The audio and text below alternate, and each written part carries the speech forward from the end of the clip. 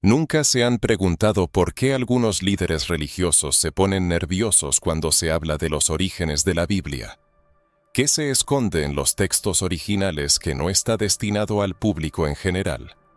Intentemos desvelar juntos el misterio oculto entre las líneas de los textos sagrados, concretamente sobre las deidades africanas que fueron intencionadamente excluidas, distorsionadas y demonizadas a lo largo de milenios de manipulaciones teológicas.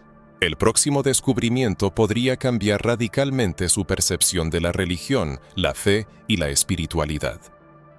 No es casualidad que los representantes del clero se esfuercen para que esta información no sea de dominio público.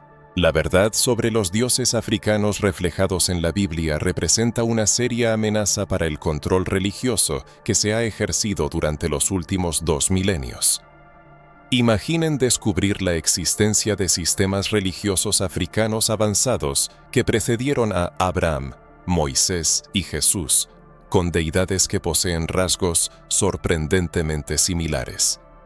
Piensen en el impacto de darse cuenta de que conceptos como la Trinidad, la resurrección, los ángeles y los demonios no son exclusivos del cristianismo, sino que provienen de cosmologías africanas más antiguas.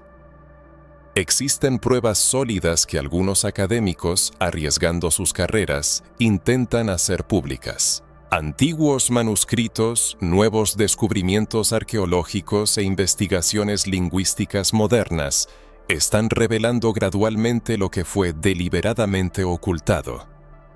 En la Biblia se encuentran numerosas menciones de dioses africanos, especialmente de las tradiciones egipcia, nubia y yoruba. ¿Por qué se ocultó esto? La respuesta es simple y preocupante: control.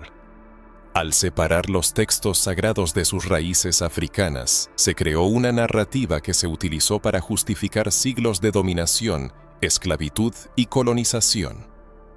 Al fin y al cabo, ¿cómo podría África, presentada como una tierra pagana, ser la verdadera cuna de la espiritualidad que influyó en la formación de Occidente?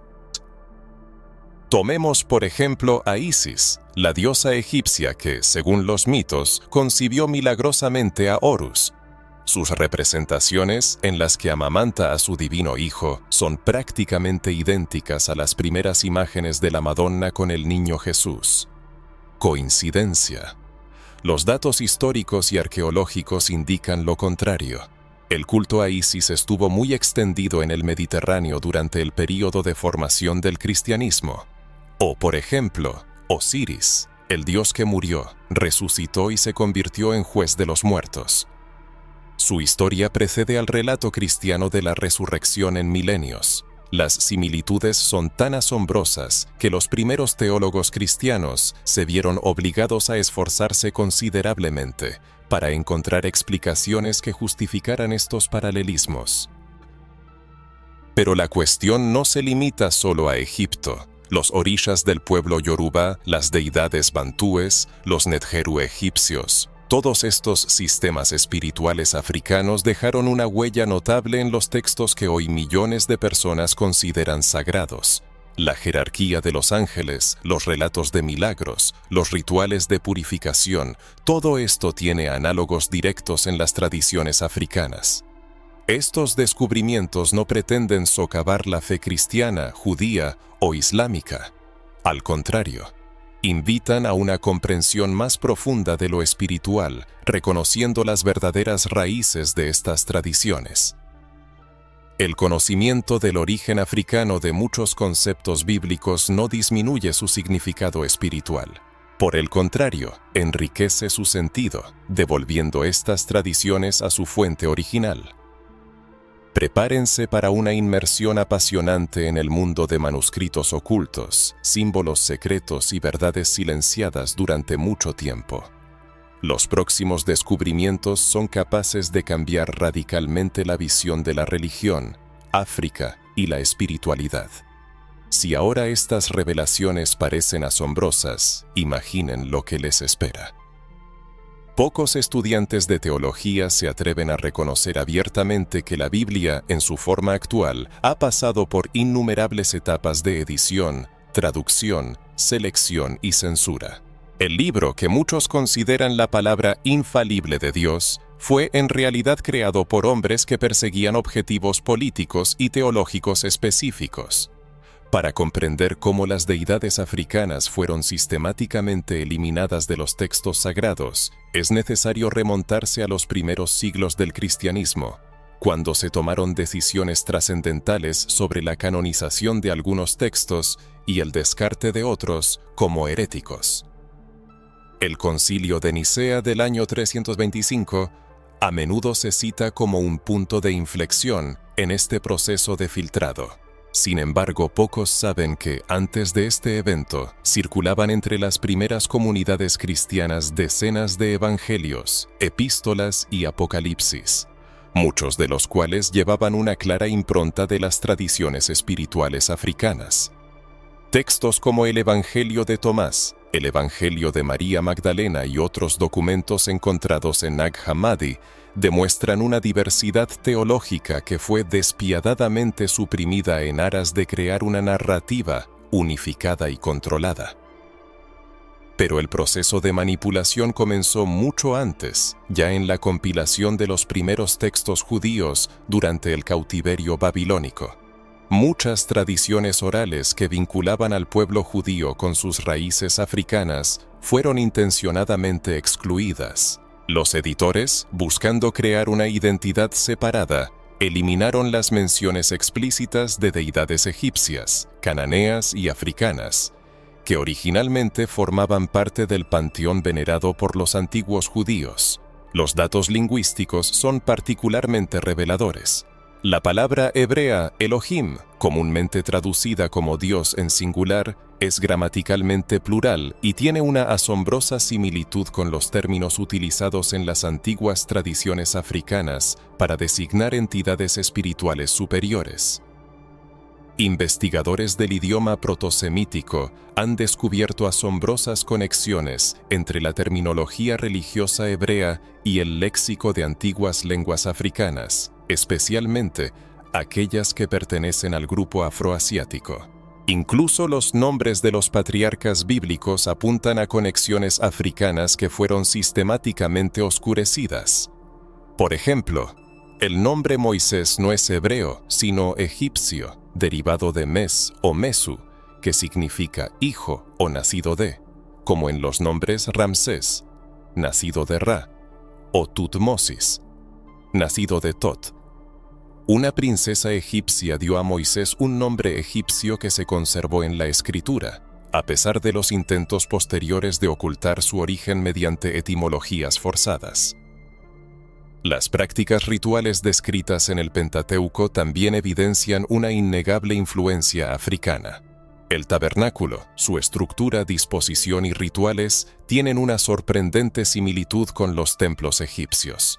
El Arca de la Alianza misma, con sus querubines de oro, recuerda a los relicarios egipcios portátiles utilizados en las procesiones religiosas. Incluso el complejo sistema de sacrificios descrito en Levítico tiene paralelos directos con las prácticas rituales egipcias y las costumbres de otras culturas africanas. En los círculos académicos, crece la conciencia de que las raíces del judaísmo y el cristianismo se hunden en las culturas africanas. Sin embargo, estas conexiones históricas a menudo se silencian o distorsionan. En la Edad Media, los traductores europeos de la Biblia ocultaron deliberadamente las referencias geográficas y culturales que vinculaban a los personajes bíblicos con África. El reino de Kush, a menudo mencionado en las Escrituras, es un claro ejemplo. Las referencias a él se tradujeron de forma inconsistente, a veces como Etiopía y otras simplemente se transcribieron, lo que llevó a la devaluación de Kush como una influyente potencia africana. El arte visual también desempeñó un papel en este proceso. Las primeras representaciones de figuras bíblicas en las catacumbas y antiguas iglesias a menudo les atribuían rasgos faciales africanos o mediterráneos. Sin embargo, con el tiempo estas representaciones se europeizaron, lo que llevó a la formación en la conciencia pública de una imagen de personajes bíblicos con apariencia europea, a pesar del contexto africano y de Oriente Medio de estas narrativas. Los hallazgos arqueológicos confirman este punto de vista. Las excavaciones en el Sinaí, Egipto e Israel han descubierto artefactos que demuestran una influencia significativa de la cultura egipcia en los antiguos israelitas. Escarabajos, amuletos y estatuillas de deidades egipcias encontrados en asentamientos israelitas indican que la rígida separación entre el monoteísmo judío y el politeísmo egipcio es un concepto teológico posterior, y no un hecho histórico. Los textos de Ugarit, descubiertos en Ras Shamra, Siria, y datados aproximadamente en el año 1200 CZ, arrojan luz sobre el panteón cananeo en el que se veneraba a las deidades El, Baal, Anat y Asera. Estos nombres aparecen a menudo en la Biblia como nombres de dioses falsos contra los que advertían los profetas. El análisis lingüístico y teológico muestra que Yahvé, Yakashoputuearch, fue originalmente una de las deidades de este panteón, que gradualmente absorbió los rasgos de otras deidades en un proceso conocido como convergencia divina.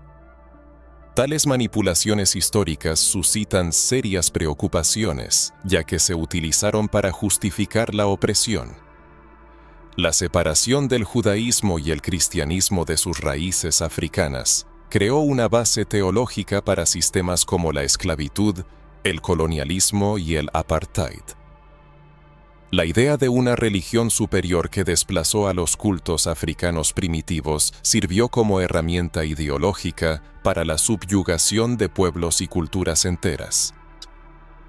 Surge una pregunta legítima: ¿por qué este conocimiento sigue siendo silenciado? ¿Por qué las escuelas teológicas y las instituciones religiosas continúan manteniendo narrativas que, según los académicos, son incompletas o deliberadamente engañosas?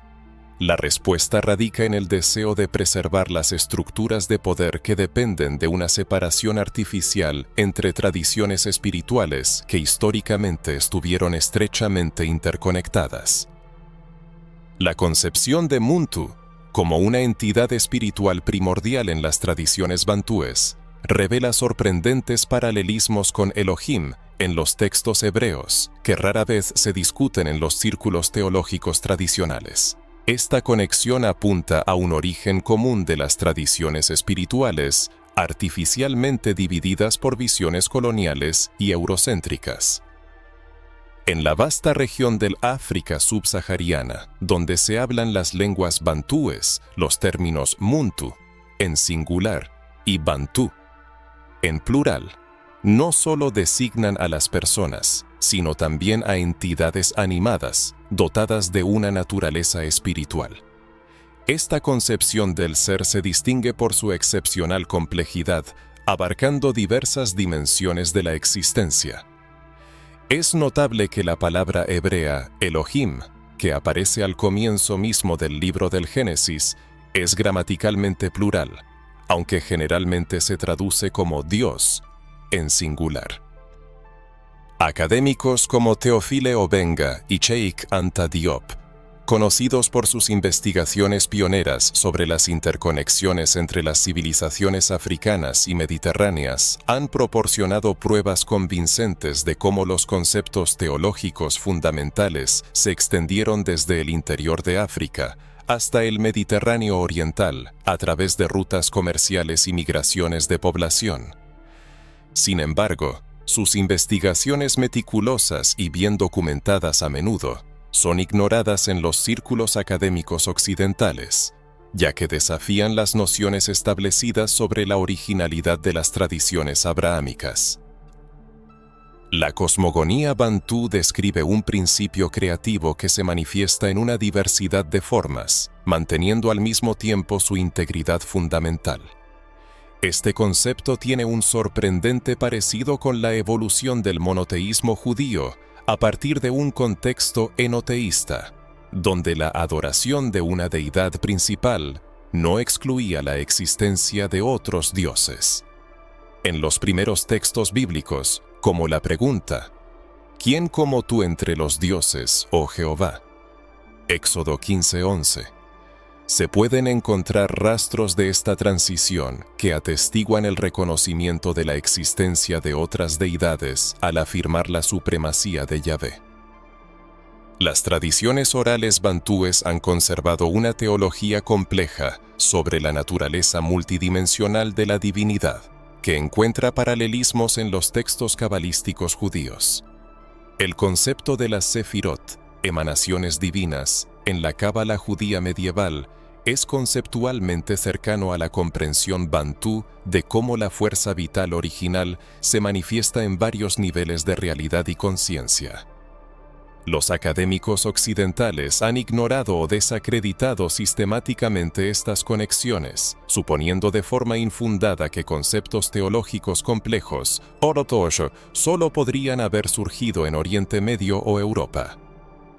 Las conexiones lingüísticas también son de gran interés. Estudios comparativos de las lenguas protoafricanas y semíticas revelan raíces comunes de términos relacionados con la divinidad y la espiritualidad. La raíz el en la palabra Elohim, que denota divinidad en las lenguas semíticas, tiene cognados en varias lenguas africanas antiguas. Estos paralelismos lingüísticos atestiguan un fundamento cultural común que fue dividido por milenios de aislamiento geográfico y posteriores construcciones ideológicas.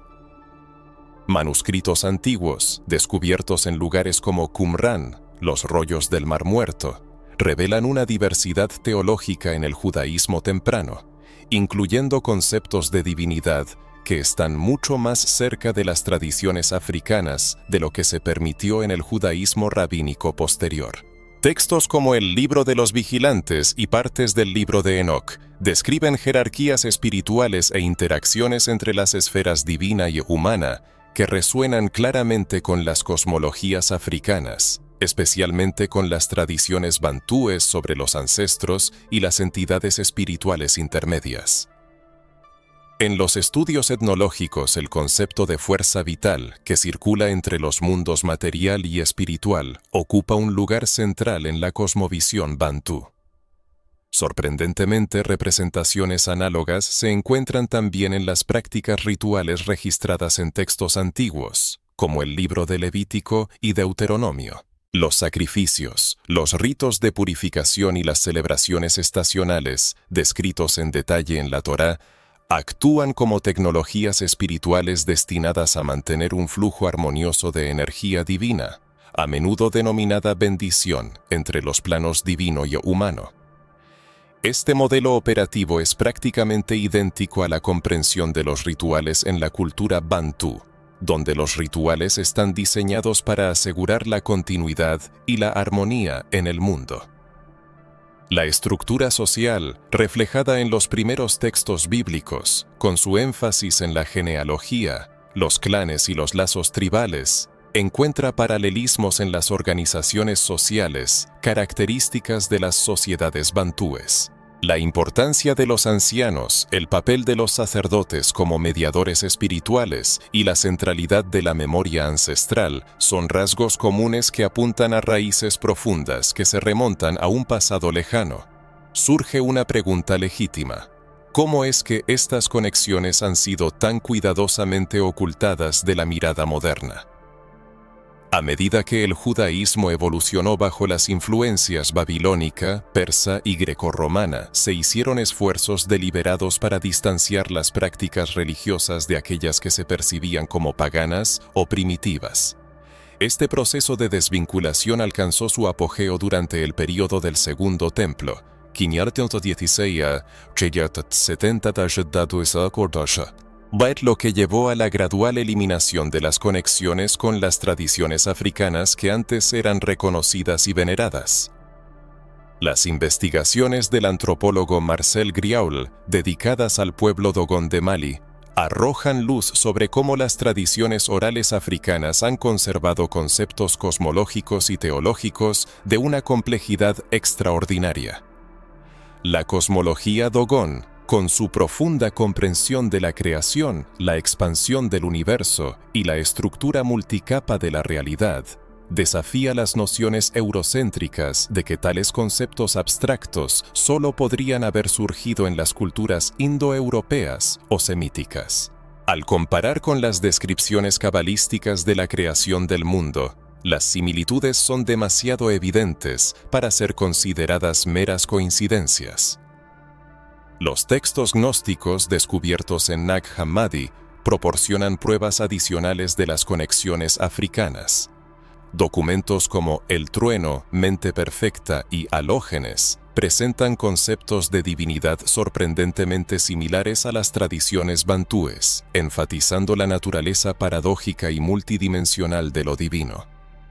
El hecho de que estos textos fueran activamente suprimidos por la ortodoxia cristiana emergente atestigua la incomodidad causada por sus evidentes raíces africanas. Para aquellos que buscan comprender sus orígenes espirituales, reconocer la conexión entre Muntu y Elohim no es simplemente un ejercicio académico, sino un paso necesario hacia la descolonización de la comprensión de lo sagrado.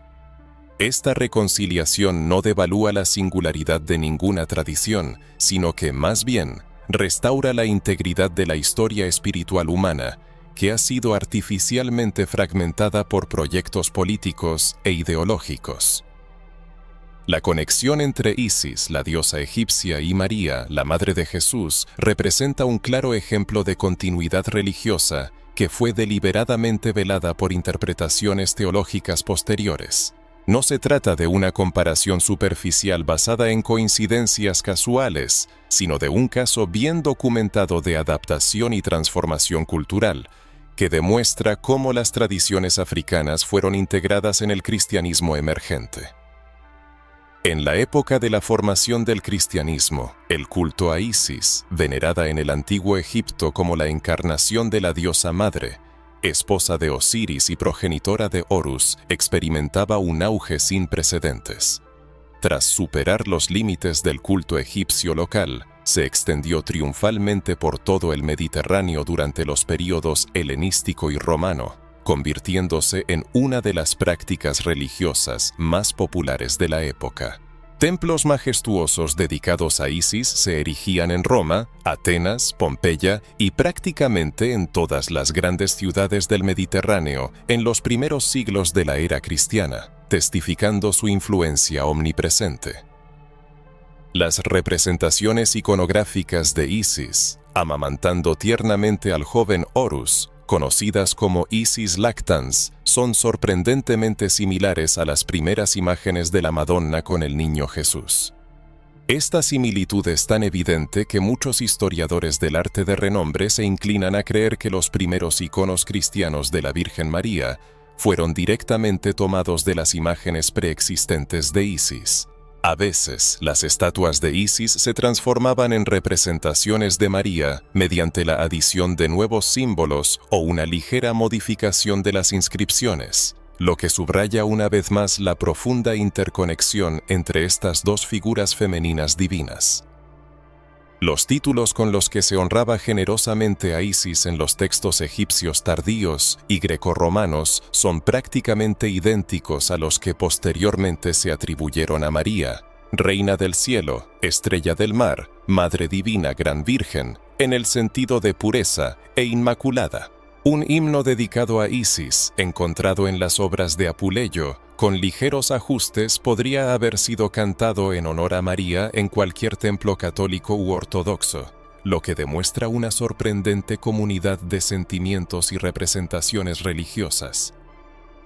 Es notable que muchos centros de culto, anteriormente dedicados a Isis, fueran posteriormente transformados en santuarios marianos. La majestuosa Basílica de Santa María la Mayor en Roma, por ejemplo, fue erigida en el lugar de un antiguo templo dedicado a Isis. Una transformación similar ocurrió en otros rincones del Mediterráneo, incluyendo Filipos en Atenas y el templo de Isis en la isla de File en Egipto, que fue convertido en la iglesia de San Esteban. Tal reconsagración de lugares sagrados no fue en absoluto una coincidencia, sino una estrategia bien pensada, destinada a facilitar la transición religiosa, utilizando la devoción y veneración popular ya establecidas. Los rituales asociados con la veneración de la Virgen María revelan indudables paralelismos con las prácticas anteriores del culto a Isis. Las procesiones solemnes con estatuas elaboradamente decoradas, la ofrenda de exvotos, las sinceras oraciones por la curación y la protección, así como la conexión con el mar y la navegación, de ahí el título Stella Maris, Estrella del Mar, eran elementos inseparables del culto a Isis mucho antes de que fueran integrados en las prácticas marianas. Esta conexión tiene una importancia especial, ya que representa no solo un préstamo superficial, sino una profunda continuidad religiosa, que posteriormente fue reinterpretada en un nuevo contexto teológico. Las primeras comunidades cristianas en Egipto, especialmente en Alejandría, uno de los centros intelectuales más importantes del cristianismo primitivo, estaban inextricablemente ligadas al entorno cultural en el que el culto a Isis ocupaba una posición dominante. La idea de una diosa femenina compasiva que sufre la pérdida de su amado y encarna el principio materno divino no fue inventada por el cristianismo, sino heredada directamente de la tradición egipcia.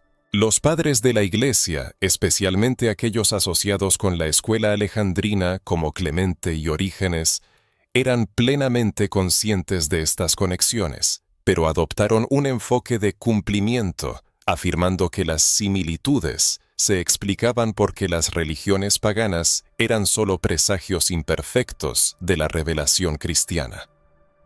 Esta estrategia retórica permitía incorporar elementos populares asociados con Isis, al tiempo que afirmaba la superioridad teológica cristiana.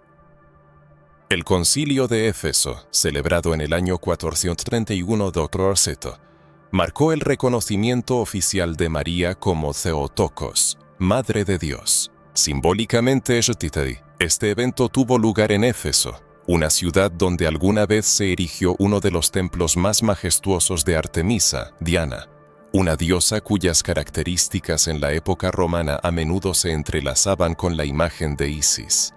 El ascenso del estatus de María, por lo tanto, puede verse como una respuesta parcial a los cultos femeninos generalizados que los líderes cristianos no podían simplemente erradicar. En los papiros mágicos grecorromanos del período romano tardío se pueden encontrar evidencias textuales de esta interconexión. En estos documentos, Isis y María son invocadas con frecuencia juntas, lo que demuestra cómo, en la conciencia religiosa popular, estas figuras eran percibidas como manifestaciones de un único principio femenino divino. La rigidez doctrinal, que posteriormente buscó una separación total de estas tradiciones, no refleja la realidad viva y cambiante de los primeros siglos del cristianismo.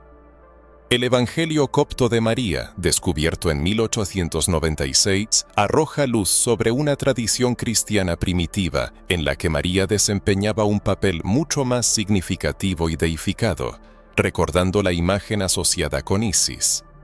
Es importante señalar que este y otros textos apócrifos fueron sistemáticamente excluidos del canon precisamente porque conservaban vínculos evidentes con tradiciones religiosas africanas que la ortodoxia naciente buscaba ocultar. La fiesta católica de la Asunción de la Santísima Virgen María, que conmemora la ascensión corporal de la Virgen María al cielo después de su muerte, carece de fundamento en los evangelios canónicos. Sin embargo, muestra sorprendentes paralelismos con las narrativas de la ascensión de Isis. Este concepto, ajeno al pensamiento judío tradicional, cobra sentido si se considera como una continuación de la tradición egipcia, donde la deificación de figuras sagradas era un fenómeno establecido. Incluso la representación tradicional de María, vestida con túnicas azules, tiene sus raíces en el culto a Isis, donde el color azul, color del cielo y del Nilo, se asociaba con la diosa. Las primeras imágenes de María con vestiduras azules no provienen de la tradición judía, donde tal simbolismo cromático estaba ausente, sino directamente de la iconografía de Isis, ampliamente difundida en el Mediterráneo oriental. El reconocimiento de esta conexión entre Isis y María no disminuye la significación espiritual de ninguna de las tradiciones, sino que nos permite comprender la continuidad de la experiencia religiosa humana que atraviesa culturas y épocas. En lugar de ver el cristianismo como una ruptura radical con tradiciones africanas anteriores, podemos reconocerlo como parte de un flujo continuo de desarrollo espiritual en el que África desempeñó un papel central y fundamental. La historia de la muerte y resurrección, que subyace a la teología cristiana, tiene profundas raíces en la tradición egipcia del dios Osiris. Este hecho es reconocido por muchos estudiosos, pero rara vez se discute en los círculos religiosos tradicionales. Esta conexión no es una teoría marginal, sino una realidad histórica bien documentada, que nos ayuda a comprender cómo conceptos espirituales africanos fundamentales fueron incorporados al cristianismo en formación.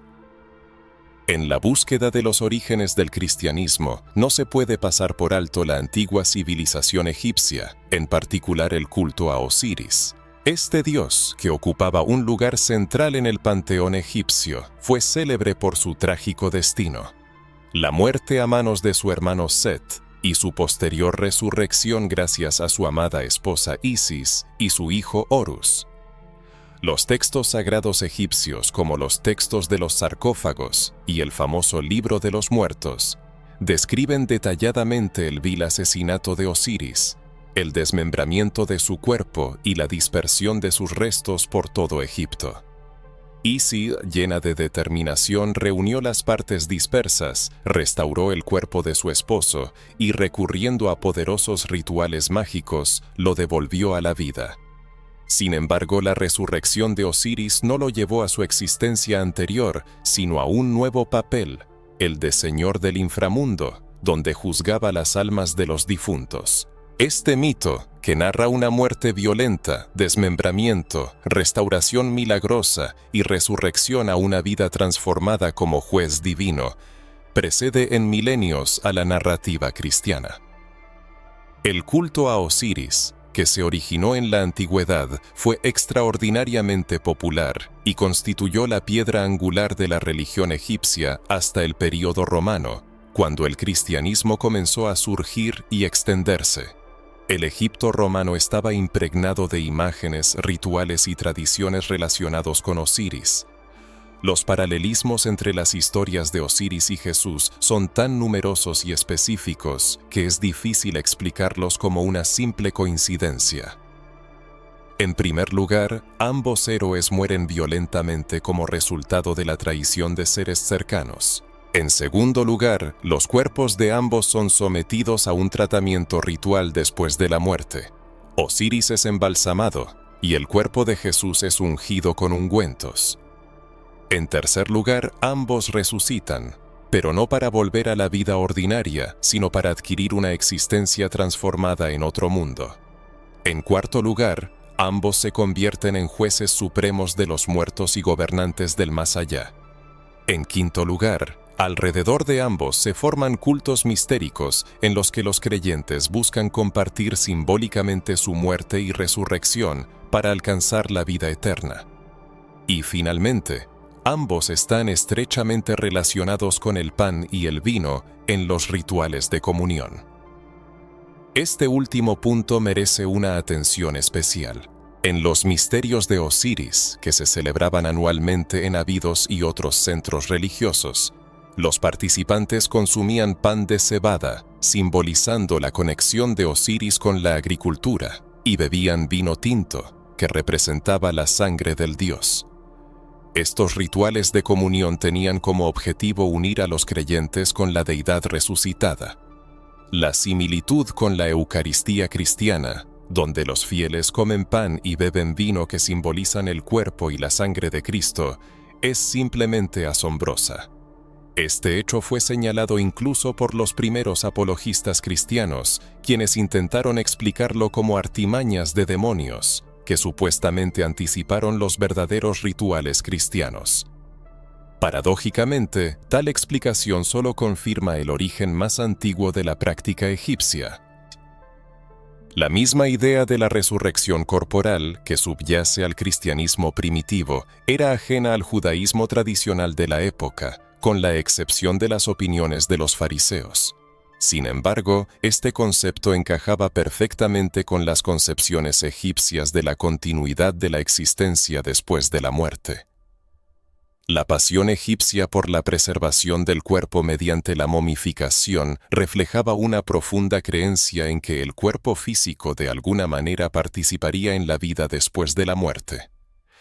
Esta idea está mucho más cerca de la teología cristiana de la resurrección que de la concepción griega de la inmortalidad del alma como tal. La iconografía de Osiris, sentado en un trono como juez de los muertos, con el cayado y el flagelo en sus manos, simbolizando su autoridad, sirvió de modelo visual para las representaciones cristianas primitivas de Jesús como juez divino. En ambas tradiciones, el corazón del difunto que representa su conciencia es pesado o evaluado para determinar su destino eterno. Esta es otra sorprendente similitud que es difícil atribuir a una simple coincidencia. Incluso el título Hijo del Hombre, que Jesús usaba a menudo en los Evangelios, tiene un interesante paralelo en el epíteto egipcio Hijo de Nut, aplicado a Osiris. Nut es la diosa del cielo, madre de Osiris. Ambos títulos subrayan la conexión entre lo divino y lo humano, que es central para ambas figuras. La conexión entre Osiris y Jesús se hace aún más evidente si se considera el contexto histórico-geográfico del surgimiento del cristianismo. Egipto desempeñó un papel clave en la formación de esta nueva religión.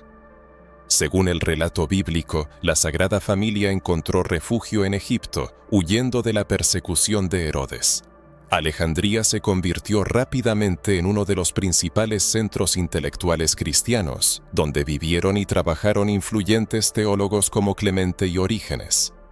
El monacato cristiano, que tuvo una enorme influencia en la espiritualidad de las generaciones cristianas posteriores, se originó precisamente en el desierto egipcio.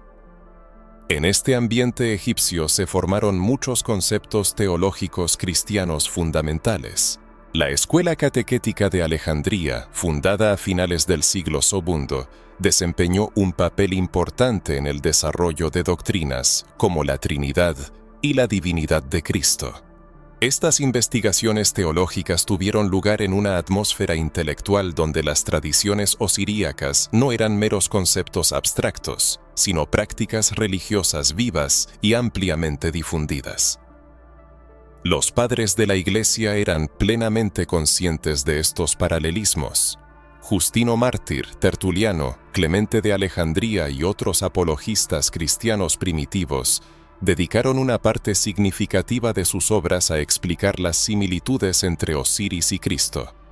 No negaron estas similitudes, sino que las reinterpretaron dentro del marco del sistema teológico cristiano. Su estrategia consistía en afirmar que las religiones paganas contenían semillas de la palabra, semina verbi, o eran presagios imperfectos de la verdad cristiana. Este enfoque permitía la inclusión selectiva de elementos del culto osiríaco, al tiempo que se enfatizaba la superioridad de la revelación cristiana. Cabe destacar que los evangelios gnósticos y otros textos cristianos apócrifos muestran estas conexiones de manera mucho más abierta. Por ejemplo, en el Evangelio de Felipe, hay pasajes que describen rituales cristianos en términos que se hacen eco directamente de las prácticas osiríacas. No es casualidad que estos textos, que conservaban vínculos más explícitos con las tradiciones africanas, fueran sistemáticamente excluidos del canon por los concilios eclesiásticos, en los que predominaban las visiones romanas y bizantinas. Los hallazgos arqueológicos también confirman esta interconexión. En varios sitios del Egipto romano y bizantino, los arqueólogos han descubierto artefactos que combinan simbología cristiana y osiríaca, cruces Ankh, Amuletos con imágenes tanto de Cristo como de Osiris y epitafios que combinan la terminología de ambas tradiciones dan testimonio de un proceso natural de transición religiosa y sincretismo que los apologistas posteriores intentaron borrar. El historiador y filósofo Plutarco, que vivió en el siglo I a.C., describió detalladamente el mito y el culto de Osiris en su obra sobre Isis y Osiris. Su detallado relato, escrito precisamente durante el período de formación del cristianismo, muestra cuán importante y desarrollada era la tradición osiríaca en el mundo mediterráneo, contemporánea a los primeros cristianos. Ningún observador atento de la época podría dejar de notar los evidentes paralelismos entre los relatos emergentes sobre Jesús y los ya establecidos sobre Osiris. La conexión entre Osiris y el concepto cristiano de resurrección no disminuye la fe cristiana, sino que la enriquece al situarla en un contexto histórico y cultural. El cristianismo no surgió de forma aislada, sino como parte del desarrollo espiritual de la humanidad, donde África, especialmente Egipto, desempeñó un papel importante. La jerarquía espiritual africana, en particular el sistema de los orishas en la tradición yoruba, presenta asombrosos paralelismos estructurales y funcionales con la angelología judeocristiana. Esta conexión, rara vez estudiada en la investigación teológica, demuestra cómo los conceptos espirituales africanos fueron incorporados a las tradiciones abrahámicas. En la cosmología yoruba, los orishas son entidades divinas que actúan como intermediarios entre el Ser Supremo, Olodumare, y la humanidad. Cada orisha posee su propio dominio en la naturaleza y la experiencia humana, manifestando aspectos de la divinidad mientras conserva su individualidad. Esta estructura jerárquica recuerda la concepción de los ángeles como seres celestiales que sirven como mensajeros y agentes de Dios, cada uno con sus propias funciones. La palabra ángel proviene del griego angelos, que significa mensajero, lo que corresponde al papel de los orishas como mediadores entre lo divino y lo humano. En ambos sistemas, estas entidades no son veneradas como deidades supremas, sino como manifestaciones o sirvientes de un poder divino superior. La distinción entre adoración y veneración, desarrollada por los teólogos cristianos para justificar la invocación de santos y ángeles, encuentra un paralelo en la relación entre los devotos yorubas y los orishas. Las comparaciones entre orishas y ángeles revelan correspondencias. Shango, orisha del trueno y la justicia, tiene atributos similares a los del arcángel Miguel, representado con una espada como ejecutor de la justicia. Yemayá, asociada con el agua y la maternidad, encuentra paralelismos en el ángel Gabriel, asociado con el agua y a menudo representado con aspectos femeninos. Oshosi, el cazador divino, comparte características con el arcángel Rafael, el sanador que guía y protege. Estas correspondencias reflejan arquetipos espirituales comunes. Tanto los orishas como los ángeles son invocados para protección, guía e intercesión. En ambas tradiciones, estas entidades pueden aparecer a los humanos, trayendo mensajes divinos o interviniendo en situaciones peligrosas. La práctica de la incorporación o el trance, central en la adoración orisha, tiene un paralelo en las descripciones de la posesión angélica, donde los mensajeros divinos poseen temporalmente a las personas para transmitir mensajes, como se describe en el libro de Daniel, el libro de Enoc y varios apocalipsis judíos. Un análisis meticuloso de las creencias religiosas demuestra una sorprendente similitud entre sistemas espirituales aparentemente dispares. La asignación de colores específicos, elementos de la naturaleza, días de la semana y rasgos característicos a los orishas y ángeles representa otra faceta de la equivalencia estructural. La tradición de correlacionar ángeles con días específicos de la semana, arraigada en la cábala judía y posteriormente transmitida a la magia ritual cristiana medieval, resuena directamente con la conexión establecida en la tradición yoruba entre los días de la semana y los orishas. Los objetos rituales, vestimentas y símbolos asociados con los orishas revelan sorprendentes paralelismos en la iconografía angélica. Las alas, representadas en los ángeles en el arte cristiano, simbolizan su papel como mensajeros celestiales, de manera similar a las aves mensajeras vinculadas con varios orishas. Las representaciones de ángeles con espadas, copas, trompetas y otros objetos simbólicos corresponden a la asociación de herramientas específicas con cada orisha.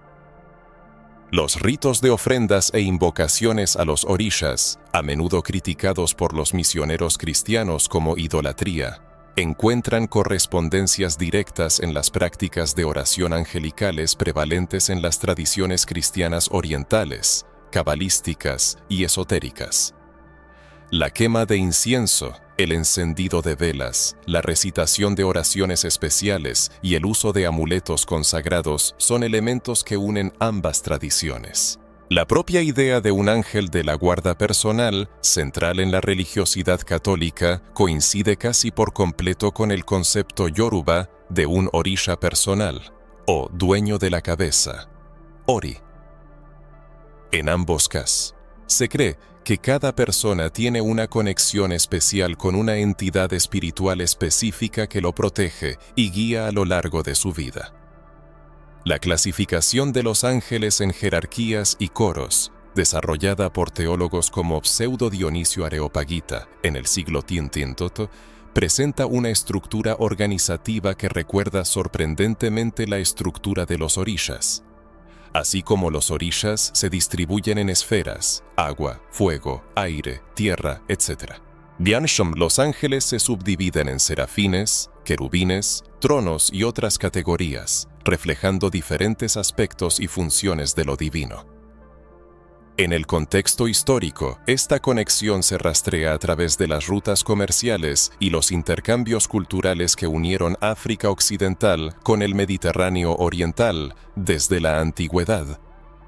Los hallazgos arqueológicos atestiguan contactos constantes entre estas regiones, lo que facilitó el intercambio no solo de valores materiales, sino también de ideas religiosas y filosóficas. La significativa presencia de la diáspora africana en los centros urbanos del Imperio Romano, incluyendo Alejandría, Antioquía y Roma, precisamente los lugares donde la angelología cristiana se desarrolló más activamente, proporciona un mecanismo histórico concreto para esta influencia. Los oráculos sibilinos, textos judeo-helenísticos creados entre el siglo Sobomontraneketo y el siglo IV, contienen fragmentos que indican familiaridad con conceptos religiosos africanos, incluyendo descripciones de entidades espirituales intermedias que combinan rasgos de ángeles judíos y deidades africanas.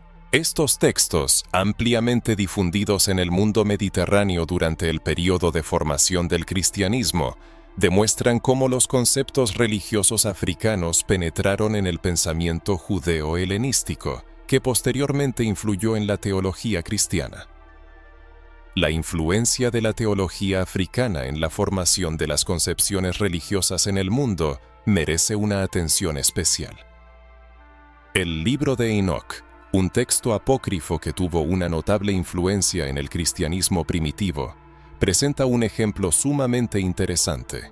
Esta obra, citada en la Epístola de Judas, contiene descripciones detalladas de los ángeles, sus funciones y jerarquías, lo que revela una sorprendente similitud con los sistemas africanos de entidades intermedias. El descubrimiento de copias de este texto entre los manuscritos del Mar Muerto subraya su importancia en las comunidades judías que existieron durante el período de surgimiento del cristianismo.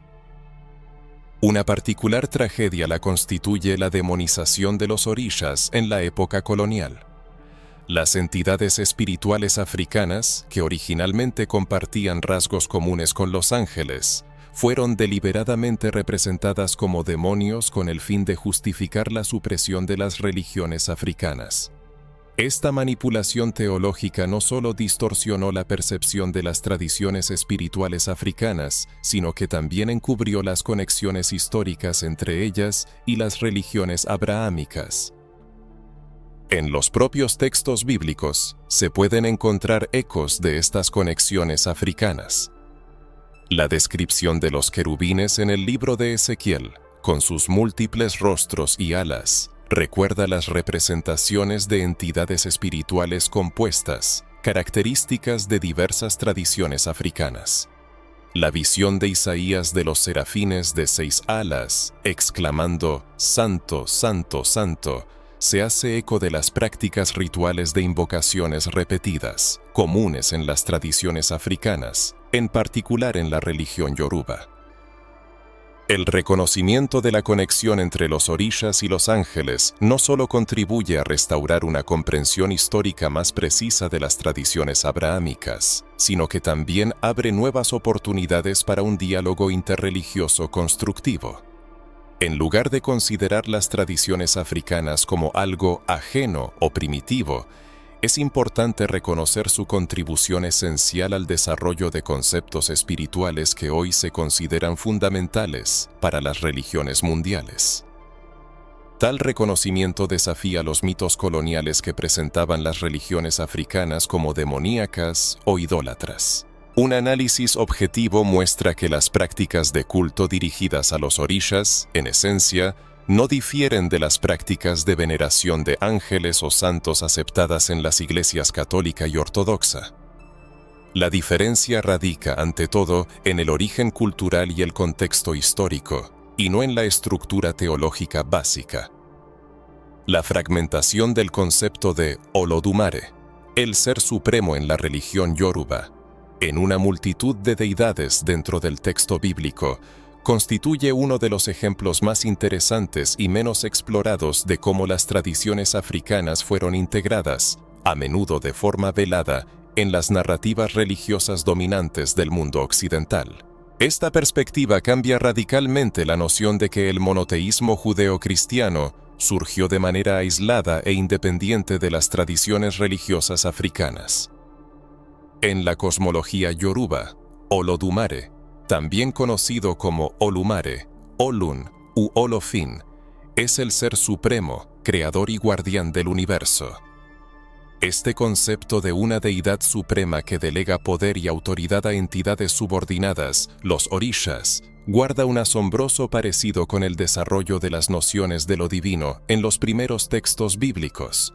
Un análisis minucioso demuestra cómo los atributos del Ser Supremo Yoruba se distribuyeron entre las diversas representaciones de la divinidad en el texto bíblico. Ya la abundancia de nombres divinos que aparecen en los textos más antiguos de la Biblia, El, Elohim, Yahvé, Adonai, El Shaddai, Elion, sugiere una especie de fragmentación comparable a la diversidad de títulos y manifestaciones de Olodumare.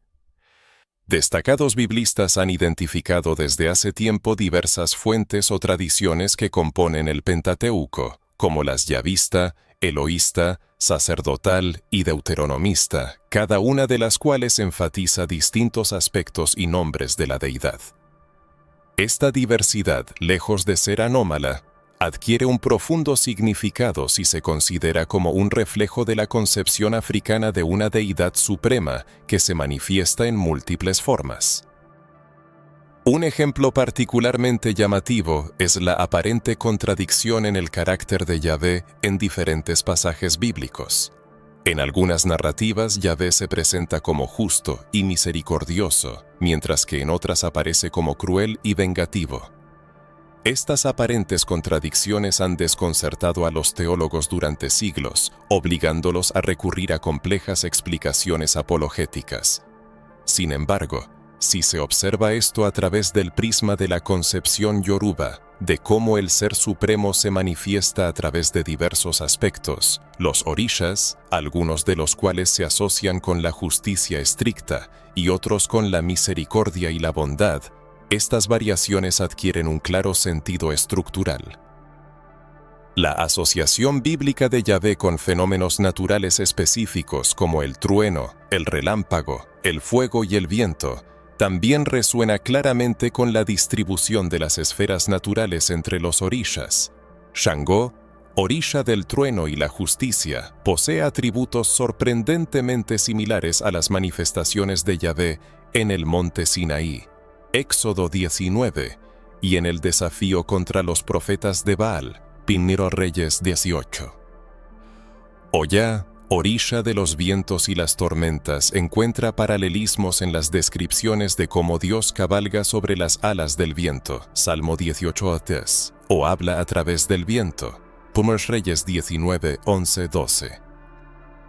Los ángeles del Señor, que a menudo aparecen en los textos bíblicos como manifestaciones casi indistinguibles de la propia divinidad, como en la visita a Abraham en Génesis 18, funcionan de manera sorprendentemente similar a los orishas, sirviendo como manifestaciones específicas del poder divino de Olodumare.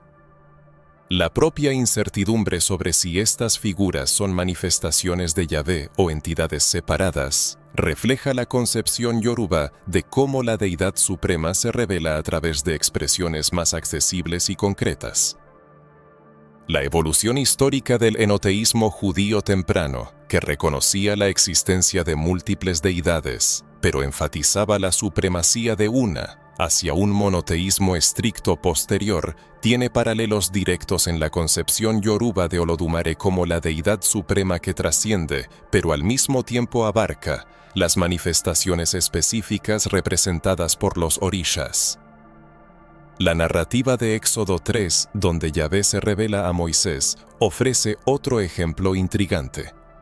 La famosa autoafirmación «Yo soy el que soy» ha sido interpretada por los teólogos como una expresión de la naturaleza absoluta y autosuficiente de Dios. Es notable que este concepto encuentre un paralelo casi exacto en la comprensión yoruba de Olodumare como un ser absoluto y autosuficiente, que no depende de la adoración ni de los sacrificios. A diferencia de los orishas, el término Elohim, que aparece en Génesis 1, es una forma gramatical plural, pero se percibe como una unidad singular. Esta circunstancia puede interpretarse como un reflejo de un concepto de unidad similar al que existe en las creencias yorubas, donde la multiplicidad de manifestaciones divinas emana de una única fuente fundamental. La famosa frase, «Hagamos al hombre a nuestra imagen, conforme a nuestra semejanza», Génesis 1:26, sugiere la presencia de una pluralidad dentro de la unidad, lo cual se refleja en la cosmovisión africana. La idea de un consejo divino, descrita en textos como el Salmo 82, donde Dios está en la congregación de los dioses, en medio de los dioses juzga, así como en Primero Reyes 22, 19-23, donde Yahvé consulta a la hueste celestial, revela una estructura cósmica similar a la concepción yoruba de Olodumare, quien preside sobre diversas manifestaciones divinas personificadas por los orishas. En los Salmos se pueden encontrar numerosos pasajes que, aparentemente, conservan elementos de una visión más pluralista de la divinidad. Por ejemplo, en Salmo 86 o 8. «No hay entre los dioses otro como tú, Señor», y en Salmo 95:3. «Porque Jehová es Dios grande, y Rey grande sobre todos los dioses». Estas afirmaciones, a menudo consideradas por los teólogos posteriores como figuras retóricas, adquieren un profundo significado si se las ve como un reflejo de la concepción de un ser supremo, similar a la que existe entre los yorubas, donde la entidad superior trasciende pero no niega otras manifestaciones divinas. La incorporación de deidades locales, como El, una deidad cananea original, a la imagen de Yahvé, representa un proceso análogo a cómo Olodumare incluye y trasciende manifestaciones divinas específicas. La propia afirmación, «Yo soy Jehová tu Dios, no tendrás dioses ajenos delante de mí», no niega necesariamente la existencia de otras deidades, sino que establece una jerarquía similar a la que existe en la concepción yoruba de Olodumare como supremo sobre todas las demás manifestaciones divinas.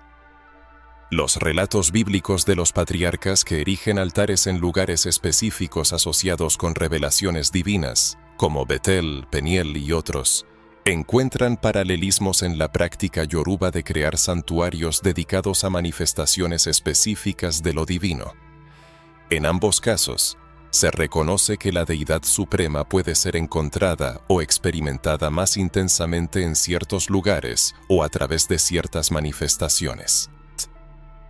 La concepción del nombre divino en el judaísmo temprano, donde el nombre Hashem, el nombre, representa la esencia accesible de la divinidad trascendente, tiene un paralelo estructural directo en la concepción yoruba de cómo Olodumare, siendo fundamentalmente trascendente, se hace accesible a través de las manifestaciones específicas de los orishas. La evidencia histórica de esta conexión se puede encontrar en las desarrolladas rutas comerciales y culturales que unían el antiguo Oriente Próximo con África Occidental.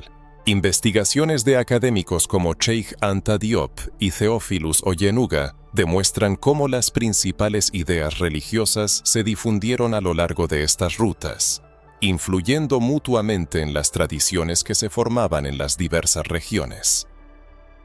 El proceso de convergencia divina, donde las características de diversas deidades son asimiladas gradualmente por una que se convierte en suprema, encuentra amplia confirmación en diversas enseñanzas religiosas. En la historia del antiguo Israel, este proceso se manifestó en la atribución gradual a Yahvé de atributos y funciones previamente asociadas con deidades como El, Baal y Aserá. Es interesante notar que este fenómeno tiene paralelos estructurales con la concepción yoruba, donde Olodumare abarca la totalidad de las manifestaciones divinas representadas por los orishas. Los textos ugaríticos descubiertos en Ras Shamra proporcionan evidencia lingüística y mitológica que confirma esta conexión.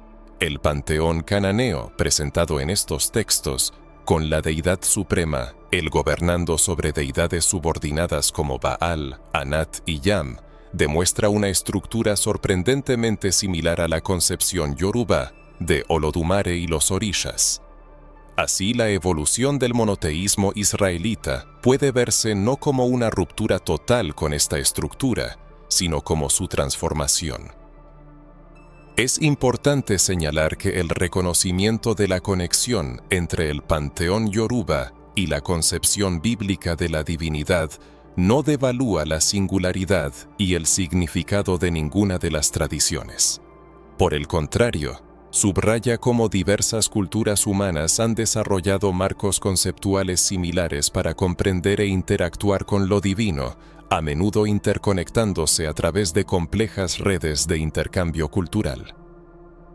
Además, esta perspectiva desafía las visiones coloniales y eurocéntricas que presentaban las religiones africanas como primitivas o politeístas, en contraste con un monoteísmo supuestamente más desarrollado y exclusivamente de Oriente Próximo.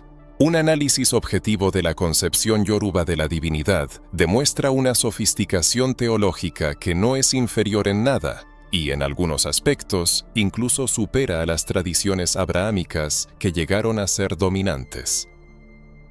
Los Salmos, una de las colecciones más veneradas de textos poéticos y litúrgicos en la tradición judeocristiana, contienen una multitud de significados y referencias que van más allá de las interpretaciones convencionales ofrecidas en los círculos religiosos tradicionales. Un análisis meticuloso revela que muchos de estos textos conservan códigos, patrones e invocaciones con raíces directas en las tradiciones espirituales africanas, algo que ha sido sistemáticamente silenciado a lo largo de los siglos por la interpretación eurocéntrica. La estructura poética de los salmos, con su característico paralelismo, repeticiones rítmicas y uso de metáforas naturales, demuestra una sorprendente similitud con las formas poéticas rituales africanas, especialmente aquellas relacionadas con las invocaciones de entidades espirituales. Esta similitud no es casual, sino que refleja el origen africano de muchas de estas composiciones y su función original como textos rituales y mágicos. El fenómeno conocido como paralelismo semántico, donde un concepto se introduce y luego se parafrasea en términos ligeramente diferentes, es una característica definitoria tanto de los salmos como de las invocaciones rituales africanas tradicionales. Por ejemplo, se puede comparar la estructura del Salmo 24, Osh-1. De Jehová es la tierra y su plenitud, el mundo y los que en él habitan, con las invocaciones yorubas a los orishas, que a menudo emplean el mismo patrón de afirmación complementaria y expansiva. Estudios lingüísticos de los salmos revelan conexiones inesperadas con las tradiciones espirituales africanas, desafiando las nociones establecidas. Muchos salmos comienzan con invocaciones cuyas características lingüísticas recuerdan sorprendentemente a los llamamientos rituales africanos a entidades espirituales específicas. El famoso comienzo del Salmo 23, Jehová es mi pastor, utiliza una metáfora agraria y una estructura de frase que encuentran paralelos en las invocaciones a orishas como Oshosi, históricamente asociado con la caza y la protección. El uso frecuente del agua como símbolo en los salmos, por ejemplo, aguas de reposo, ríos de agua viva, profundidades del mar, refleja el papel central del agua en las invocaciones a las deidades acuáticas africanas, como Yemayá, Oshun y Olokun.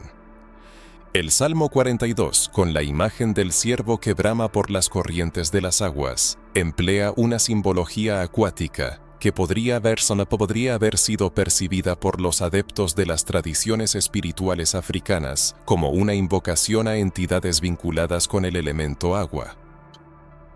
El análisis lingüístico demuestra que algunos términos hebreos en los salmos, tradicionalmente traducidos de forma genérica, tienen correspondencias exactas en lenguas africanas antiguas, donde denotan entidades espirituales específicas.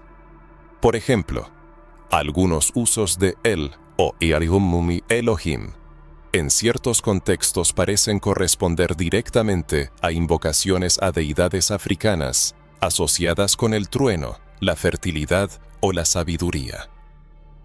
El famoso Selah, que aparece 71 veces en el libro de los Salmos, un término cuyo significado exacto sigue siendo incierto para los estudiosos de la Biblia, tiene paralelos fonéticos y funcionales con términos rituales utilizados en las tradiciones africanas para indicar momentos de transición en las declamaciones ceremoniales. En ambos contextos, estos términos probablemente señalan momentos para una pausa, contemplación o un cambio en el tono ritual.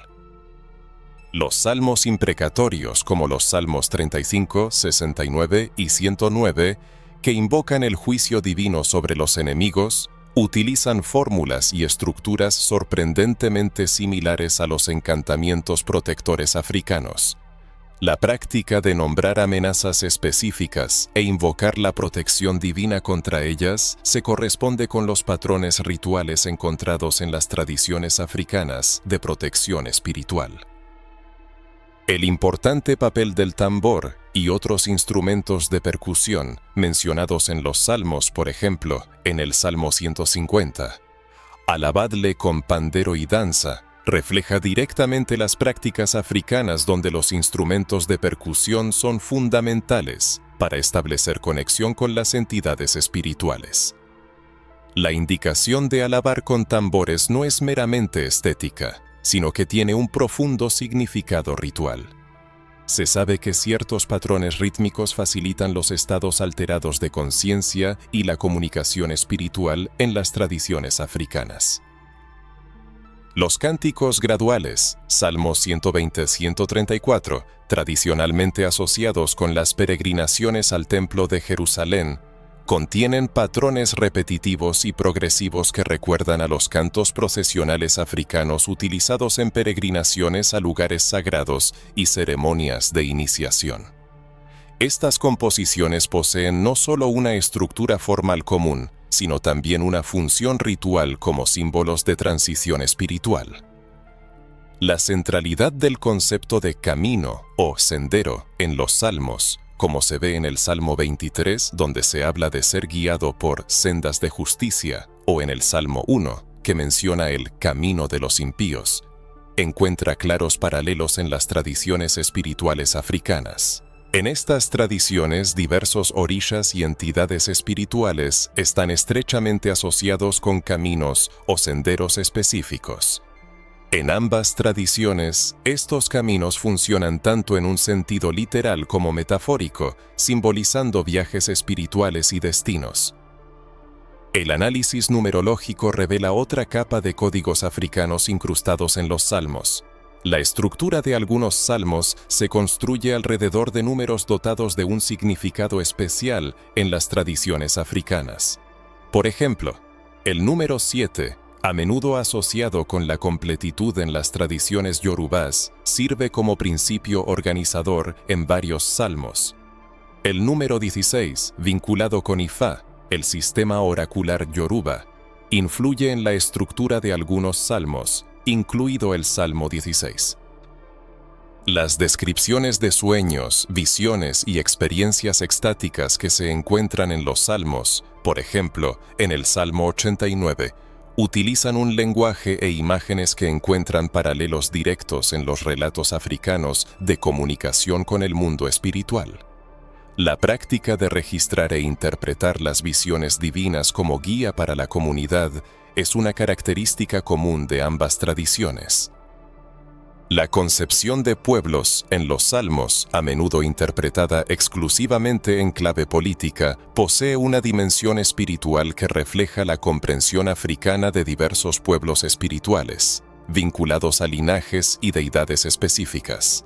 Cuando el salmista llama a todos los pueblos a la alabanza, este lenguaje resuena con las invocaciones rituales africanas que reconocen la diversidad de los linajes espirituales. Los salmos alfabéticos, como el Salmo 119, que siguen la secuencia del alfabeto hebreo, reflejan una práctica encontrada en las tradiciones esotéricas africanas. En ellos se declaman secuencias simbólicas completas para invocar la plenitud de la experiencia espiritual. Esta técnica de plenitud simbólica es fundamental en diversos sistemas rituales africanos. Las frecuentes menciones de enemigos en los salmos, que suelen interpretarse en un contexto personal o político, tienen una dimensión espiritual que refleja la comprensión africana de las fuerzas opuestas en el mundo espiritual. En ambas tradiciones, estas fuerzas son reconocidas como parte de un equilibrio cósmico, y no meramente como un mal absoluto. La evidencia textual de estas conexiones se puede encontrar en manuscritos y comentarios antiguos, especialmente en aquellos creados en regiones como Egipto, Etiopía y el norte de África. En estas regiones, las tradiciones interpretativas han conservado aspectos de lecturas esotéricas. La tradición interpretativa de la Iglesia Ortodoxa Etíope, por ejemplo, mantiene una comprensión de los salmos que se alinea notablemente más con las cosmologías africanas tradicionales. El uso ritual de los salmos en las tradiciones africanas y de la diáspora, como el rastafarismo, las iglesias cristianas etíopes y coptas, e incluso en formas sincréticas en religiones como la Umbanda, a menudo conserva comprensiones esotéricas de estos textos, que se han perdido en las interpretaciones occidentales convencionales. Estas comunidades han mantenido viva la memoria del uso original de los textos como poderosas herramientas espirituales para la invocación y la protección. El reconocimiento de los códigos espirituales africanos incrustados en los salmos no devalúa en modo alguno su valor espiritual perdurable. Por el contrario, permite restaurar una comprensión más profunda y multifacética de estos textos sagrados como parte integral de un patrimonio espiritual global en el que el continente africano desempeña un papel central y determinante. El abandono de una visión eurocéntrica de los salmos permite recuperar las capas de significado que fueron deliberadamente ocultadas por interpretaciones que servían a los intereses del imperialismo y el colonialismo. Uno de los artefactos más enigmáticos y venerados de la historia bíblica, el Arca de la Alianza, ha sido tradicionalmente presentado como una creación israelita única, elaborada según las instrucciones divinas dadas al profeta Moisés. Sin embargo, investigaciones históricas, arqueológicas y comparativas revelan una imagen mucho más compleja y fascinante. El arca tiene profundas raíces en la cultura egipcia y representa una adaptación de tecnologías espirituales africanas que posteriormente fueron reinterpretadas dentro de la narrativa religiosa israelita. Las descripciones detalladas del arca, presentadas en el libro del Éxodo, narran un objeto rectangular hecho de madera de acacia y cubierto de oro, con 2 querubines de oro que coronan su tapa, formando el llamado propiciatorio. La comparación de esta descripción con artefactos egipcios conservados revela una sorprendente similitud con los relicarios portátiles que se utilizaban en las procesiones religiosas del antiguo Egipto, especialmente en los rituales asociados con el culto del dios Osiris. Las barcas sagradas de Osiris, representadas en numerosas obras de arte y hallazgos arqueológicos, eran estructuras portátiles diseñadas para transportar imágenes divinas y reliquias durante las ceremonias religiosas. Estos objetos sagrados eran llevados por sacerdotes mediante varas insertadas a través de anillos fijados a los lados, lo cual coincide plenamente con la descripción bíblica del Arca de la Alianza. Es importante señalar que la práctica de transportar objetos sagrados en procesiones era una parte integral de la vida religiosa egipcia mucho antes de la supuesta era de Moisés. Los querubines de oro que adornaban la tapa del arca, y que a menudo se representan en la iconografía posterior como seres angelicales, tienen paralelos directos con las representaciones de figuras aladas emparejadas que custodiaban los relicarios egipcios. En particular, las imágenes de la diosa Maat, a menudo mostrada con las alas extendidas protegiendo objetos sagrados, constituyen un modelo visual prácticamente idéntico al propiciatorio del arca descrito en el libro del Éxodo. El contenido del arca, especialmente las tablas de la ley, también apunta a conexiones significativas con la cultura egipcia. La tradición de almacenar textos sagrados en depósitos especiales estaba muy extendida en el antiguo Egipto, donde los papiros que contenían fórmulas mágicas y oráculos divinos se colocaban en cofres ceremoniales. La propia idea de palabras divinas grabadas en un material duradero encuentra su precedente directo en la tradición egipcia de textos sagrados tallados en piedra. La conexión del arca con un poder sobrenatural, capaz de traer tanto bendiciones como maldiciones, como se muestra en los relatos de las plagas que asolaron a los filisteos, refleja las concepciones egipcias sobre las reliquias divinas como conductoras de energía espiritual que podían beneficiar a los piadosos y dañar a los impíos. Esta comprensión de la tecnología sagrada como un receptáculo de poder divino es una característica distintiva de las tradiciones espirituales africanas. En el ámbito de las tradiciones espirituales, el ritual de Yom Kippur, cuando el sumo sacerdote entraba en la presencia sagrada del arca, solo una vez al año, encuentra sorprendentes paralelos en los ritos egipcios. En estos últimos, solo sacerdotes selectos tenían el honor de entrar en los santuarios más íntimos en momentos específicos. La idea misma de un objeto sagrado que irradia tanto atracción como peligro espiritual resuena profundamente con las concepciones africanas de un poder divino envuelto en misterio. El período histórico en el que el relato bíblico sitúa la creación del arca después del éxodo de Egipto representa un entorno ideal para el intercambio cultural. Según el relato bíblico, los israelitas llevaron consigo objetos egipcios, Éxodo 12, 35-36, e incluyeron a personas versadas en las artes y oficios egipcios. Bezaleel y Aholiab, reconocidos maestros del arca, son descritos como poseedores de habilidades que se corresponden asombrosamente con las de los sacerdotes artesanos egipcios. Los descubrimientos arqueológicos arrojan luz sobre esta conexión. Representaciones del arca en antiguas sinagogas, como los mosaicos de la sinagoga de Dura Europos, siglo III, muestran un objeto con rasgos visuales que recuerdan asombrosamente a los relicarios egipcios. Estas imágenes, más cercanas en el tiempo a las tradiciones originales que las interpretaciones medievales o modernas, conservan elementos visuales que indican claramente un origen egipcio. La portabilidad del arca, adaptada a un estilo de vida nómada, demuestra una hábil adaptación de las tecnologías espirituales egipcias a las necesidades de un pueblo en movimiento. Este proceso de adaptación cultural, y no de creación ex nihilo, concuerda con los modelos históricos de desarrollo religioso, donde elementos de tradiciones establecidas se transforman y adaptan a nuevas condiciones. La nube divina o Shekinah, que según los textos bíblicos flotaba sobre el arca, encuentra paralelos directos en las representaciones egipcias de deidades flotando en forma de halcones o buitres sobre los relicarios sagrados. Este simbolismo visual de la presencia divina manifestándose sobre un objeto consagrado es un rasgo distintivo tanto del paisaje religioso egipcio como del africano.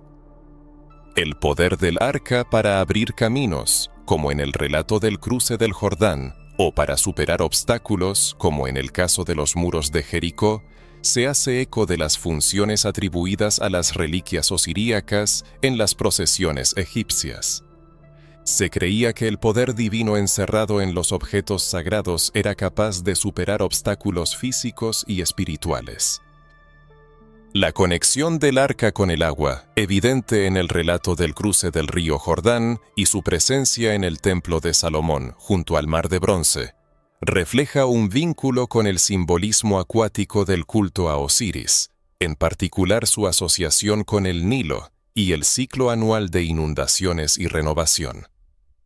En ambas tradiciones, el agua sirve como símbolo de purificación y renacimiento espiritual.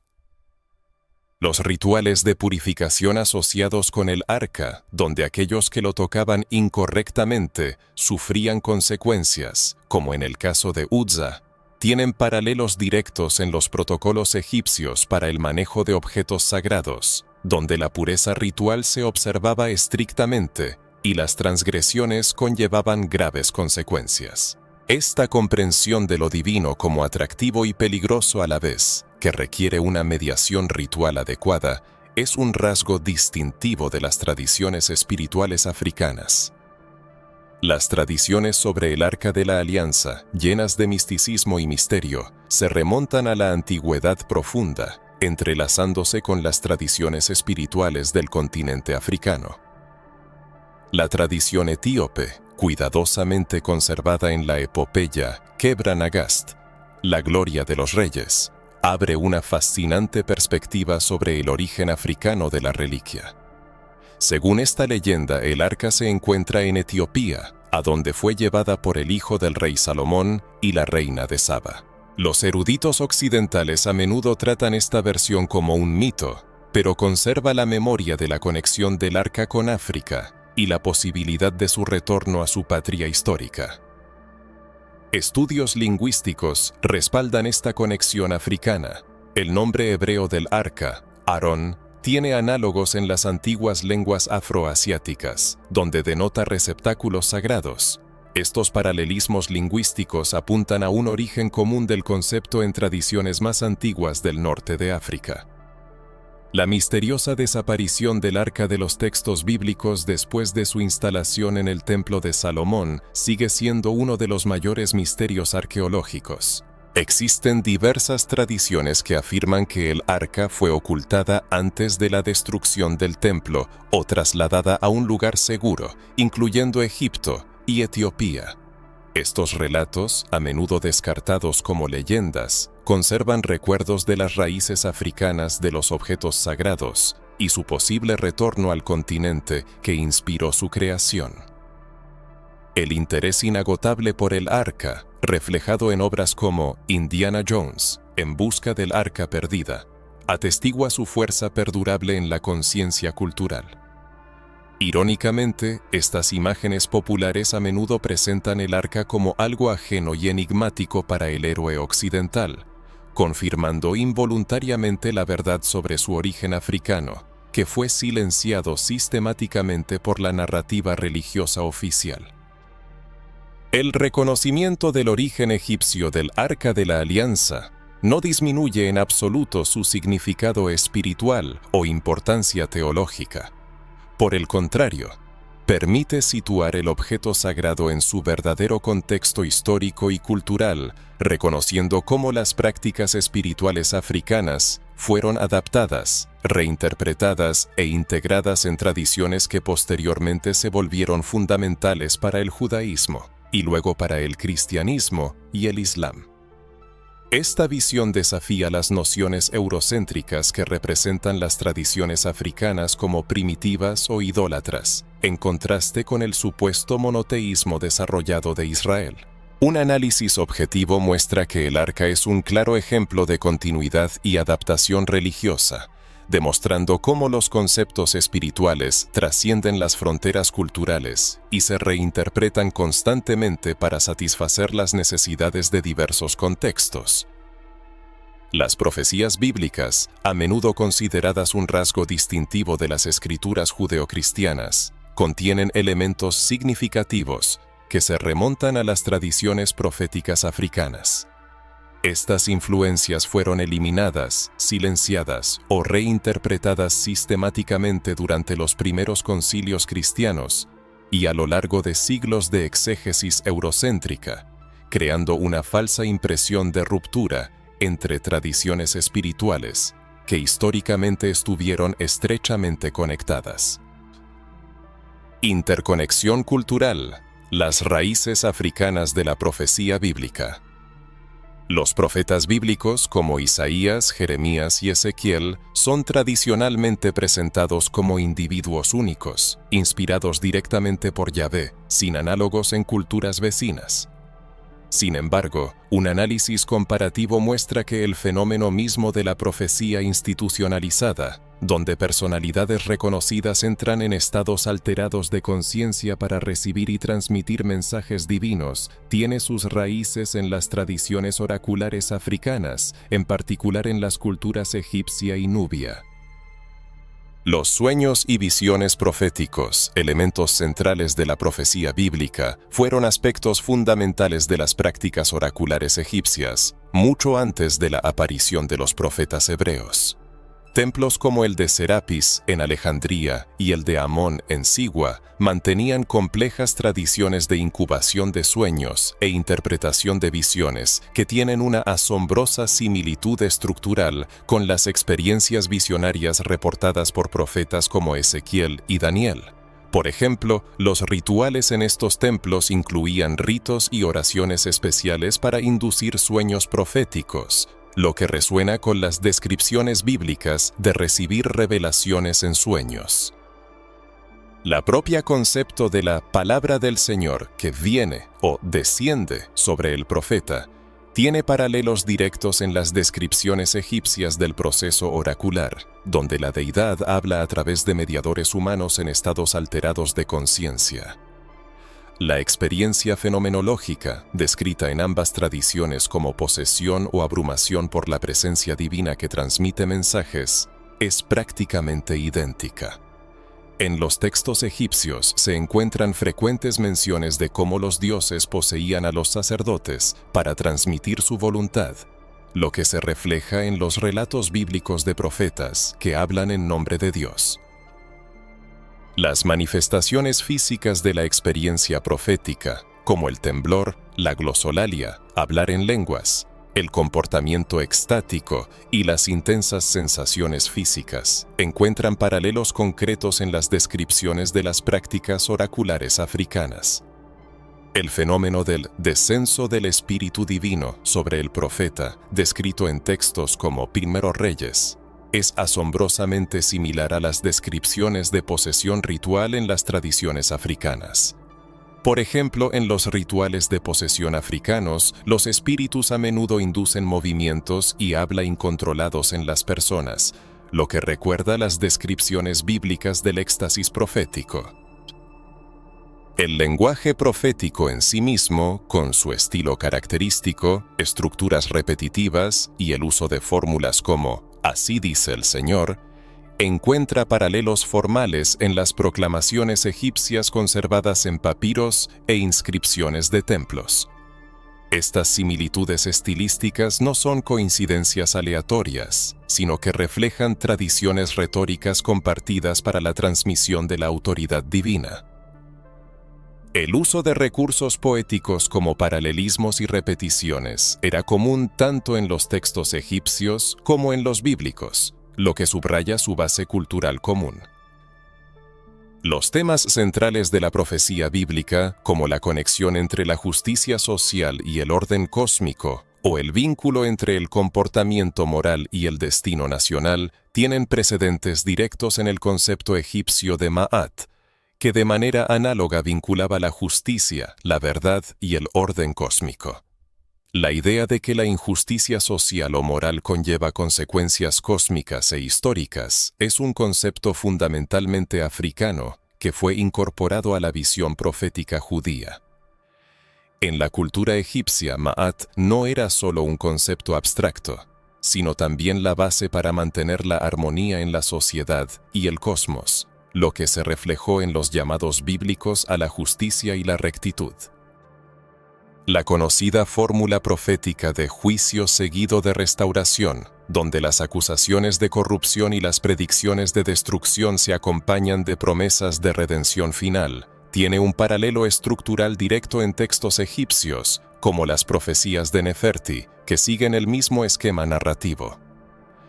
Esta estructura retórica particular, característica de muchos oráculos proféticos bíblicos, tiene raíces demostrables en la tradición literaria egipcia. La profecía de Neferti, por ejemplo, predice un período de caos y destrucción, seguido por la llegada de un gobernante justo que restaurará el orden, lo que es análogo a las profecías bíblicas sobre el Mesías venidero. Las imágenes proféticas, como la rama de almendro de Jeremías o el carro de fuego de Elías, poseen un simbolismo visual que encuentra sorprendentes paralelos en la cultura egipcia. En el antiguo Egipto, los objetos naturales y los fenómenos celestes eran considerados portadores de mensajes divinos.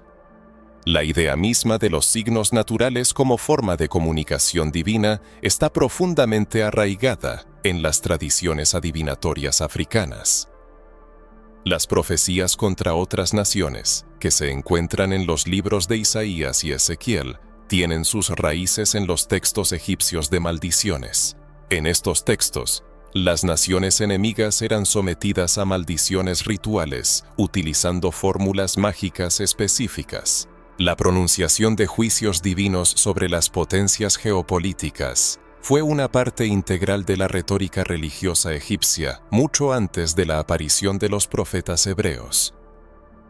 Las visiones apocalípticas descritas en los libros de Daniel, Ezequiel y Zacarías, con sus criaturas fantásticas, fuerzas celestiales y un complejo simbolismo numérico, tienen claras similitudes visuales y estructurales con las representaciones egipcias, especialmente las escenas del juicio de los muertos y las descripciones del reino de Osiris.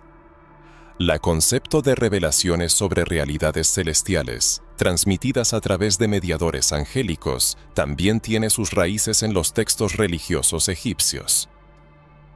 La tradición de profetas desafiando a los monarcas, como Natán reprendiendo a David, o Elías confrontando a Acab, encuentra paralelos en la práctica egipcia, donde los sacerdotes actuaban como consejeros morales de los faraones, criticando sus acciones si contradecían los principios de Ma'at.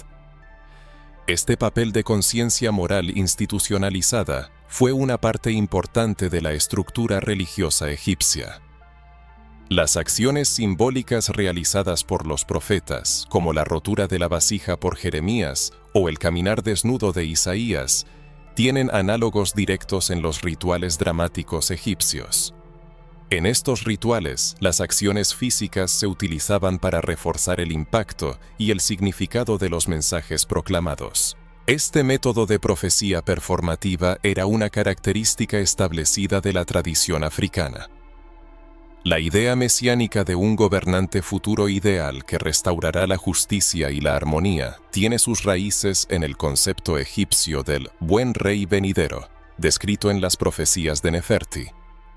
La idea de ciclos históricos que culminan en una era de renovación bajo un liderazgo sancionado divinamente es un concepto fundamentalmente africano que penetró en la tradición profética israelita.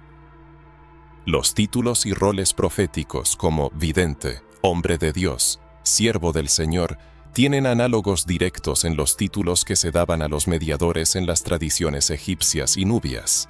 Estas designaciones reflejan una comprensión común de los roles sociales y espirituales de las personas que tienen acceso especial a la comunicación divina. Los orígenes de la profecía bíblica se remontan al interior del continente africano, como lo demuestran numerosos hechos que indican una estrecha conexión entre las antiguas tradiciones proféticas israelitas y las prácticas oraculares africanas. Esta interacción cultural que tuvo lugar a lo largo de siglos ejerció una profunda influencia en la formación de las concepciones religiosas y espirituales difundidas en los textos bíblicos. La evidencia de esta conexión africana se encuentra en la actitud de los primeros concilios cristianos hacia los textos proféticos apócrifos, en los que se rastreaban más claramente las influencias africanas. Obras como la Ascensión de Isaías y el Apocalipsis de Sofonías fueron excluidas del canon, ya que contenían elementos de las tradiciones oraculares africanas que eran difíciles de reinterpretar. Estos textos, conocidos por su misterio y simbolismo, reflejan una profunda comprensión espiritual característica de la cultura africana. La supresión de esta conexión se intensificó en la era del colonialismo, cuando los misioneros y biblistas europeos buscaron crear una barrera artificial entre las prácticas proféticas africanas y la profecía bíblica. Esta distinción, creada para satisfacer los intereses coloniales, sirvió para denigrar las tradiciones espirituales africanas y justificar el dominio cultural y político. Los colonizadores europeos buscaron socavar la base espiritual de las sociedades africanas para fortalecer su poder y control. Sin embargo, irónicamente, las iglesias africanas independientes y los movimientos proféticos que surgieron en respuesta al colonialismo restauraron instintivamente estas conexiones, integrando elementos de la tradición profética africana en sus prácticas cristianas. Esta síntesis orgánica, a menudo condenada por las autoridades religiosas occidentales como sincretismo, en realidad representaba un retorno a las raíces auténticas de la tradición profética. Las comunidades africanas, rechazando los dogmas impuestos, regresaban a sus orígenes espirituales. La investigación académica moderna en universidades africanas ha comenzado a documentar sistemáticamente estas conexiones, refutando las nociones eurocéntricas establecidas sobre el origen de la profecía bíblica. Eruditos como Modupe Oduyoye y Musa Dube han liderado esta reinterpretación, demostrando que los elementos centrales de la tradición profética bíblica tienen sus raíces en las prácticas oraculares africanas. Sus trabajos arrojan luz sobre la compleja interconexión entre culturas y religiones, mostrando cómo la espiritualidad africana influyó en la formación de los textos bíblicos.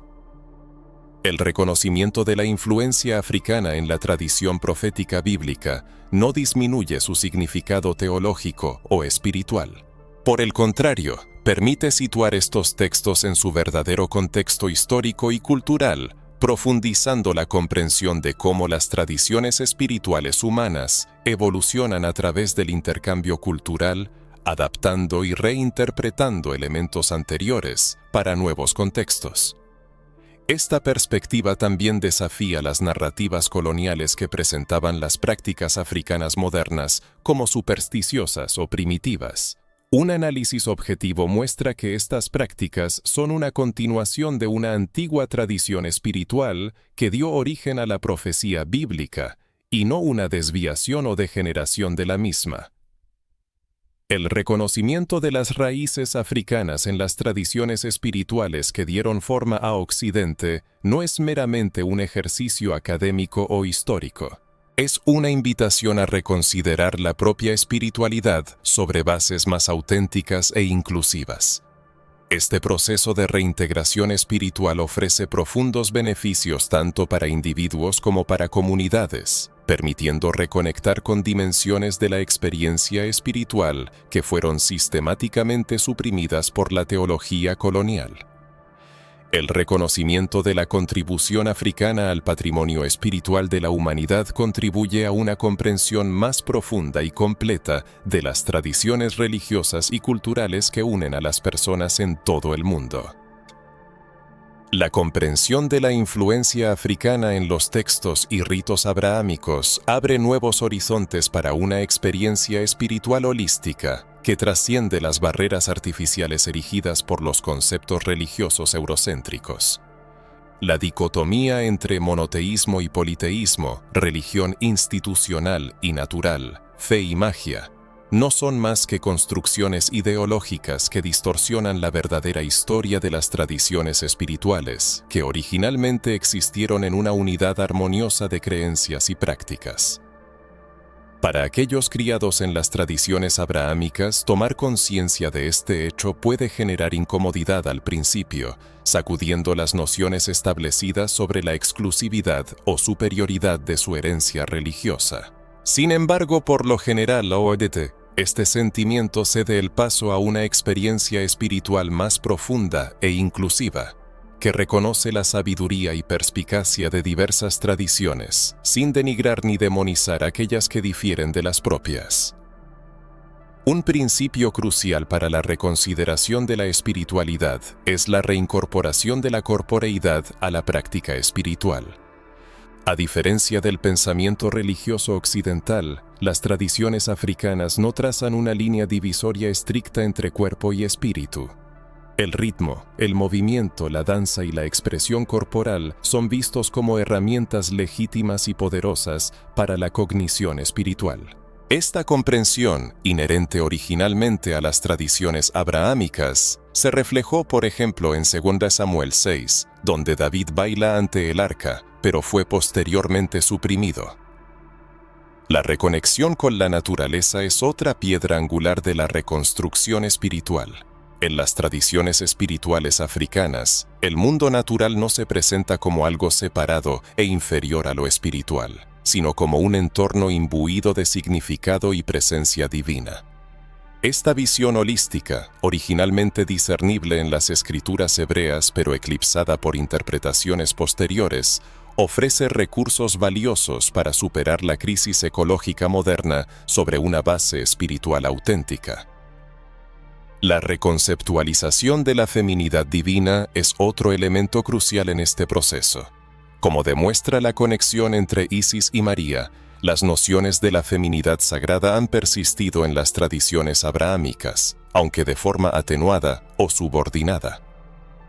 Reconocer las raíces africanas de estas tradiciones permite restaurar plenamente la comprensión original de lo divino como trascendente a las diferencias de género, pero manifestándose a través de ellas. Esta visión abre posibilidades para sanar las contradicciones de género contemporáneas.